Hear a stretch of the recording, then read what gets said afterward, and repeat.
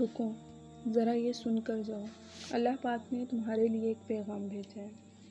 پتہ ہے انسان کی سب سے بڑی کمزوری یہ ہے کہ وہ تقدیر کو صرف اسی وقت مانتا ہے جب وہ اس کی مرضی کے مطابق ہو۔ جب کچھ ملا تو کہا اللہ نے دیا، جب چھن گیا تو کہا یہ کیسے ہو گیا۔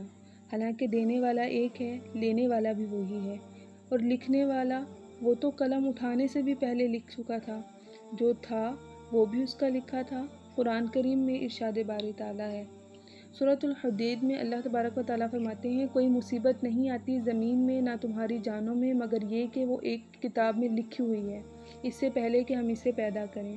یعنی جو ہوا وہ اچانک نہیں ہوا، جو بچھڑا وہ اتفاق سے نہیں بچھڑا، جو ٹوٹا بے مقصد نہیں ٹوٹا۔ اللہ کے علم میں وہ لمحہ ازل سے موجود تھا، تم نے اسے حادثہ کہا، آسمان نے اسے فیصلہ لکھا تھا۔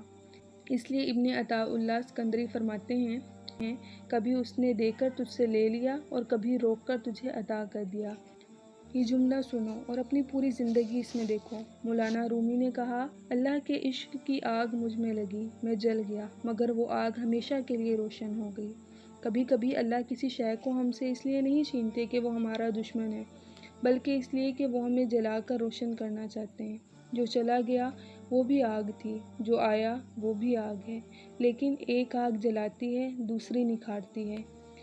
امام غزالی لکھتے ہیں کہ تقدیر پر ایمان کے 3 درجے ہیں۔ پہلا درجہ تسلیم کرنا، جو ہوا مان لو، انکار نہ کرو، چیخ کر نہ کہو ایسا کیوں ہوا۔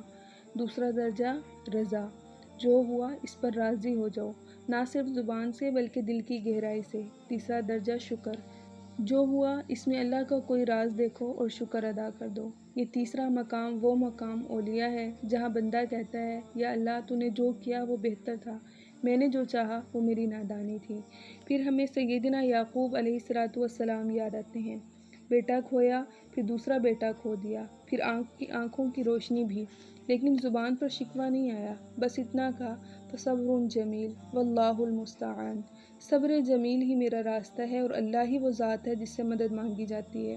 اور پھر ایک دن وہی ملا جس کے واپس آنے کی امید بھی باقی نہ رہی تھی، وہ بیٹا واپس آیا جو کبھی نہ آنا تھا۔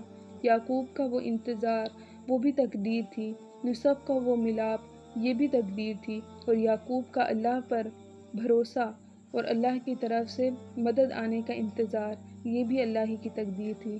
شاید اسی لیے صوفیہ کہتے ہیں، اللہ کی تقدیر ایک کپڑے کی طرح ہے، تم صرف اس حصے کو دیکھتے ہو جو ابھی سامنے ہے، پورا نقشہ تو اسی کے پاس ہے۔ جب کچھ چھن گیا تم نے سوچا بربادی ہے، جب کچھ آیا تم نے سوچا اب سمجھ آئی، لیکن اللہ کے نزدیک دونوں لمحے ایک ہی محبت کا حصہ ہیں۔ وہ بھی تقدیر تھی کیونکہ اللہ نے لکھی تھی، یہ بھی تقدیر ہے کیونکہ اللہ نے لکھی ہے۔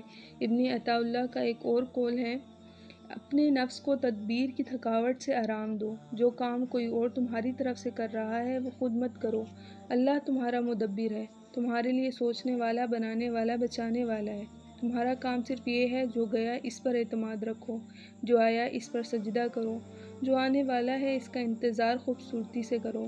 وہ بھی تقدیر تھی، اللہ کی رحمت کا ایک پردہ تھا، یہ بھی تقدیر ہے، اللہ کی رحمت کا ایک نیا در ہے، اور دونوں کے درمیان صرف اللہ کا قلم تھا جو کبھی غلط نہیں ہوتا۔ وَعَسَىٰ أَن تَكْرَهُوا شَيْئًا وَهُوَ خَيْرٌ لَكُمْ، سورہ بقرہ میں اللہ پاک فرماتے ہیں، اور ہو سکتا ہے کہ تم کسی چیز کو ناپسند کرو حالانکہ وہ تمہارے لیے بہتر ہو۔ امید کرتی ہوں آپ کو میری یہ ویڈیو پسند آئی ہوگی۔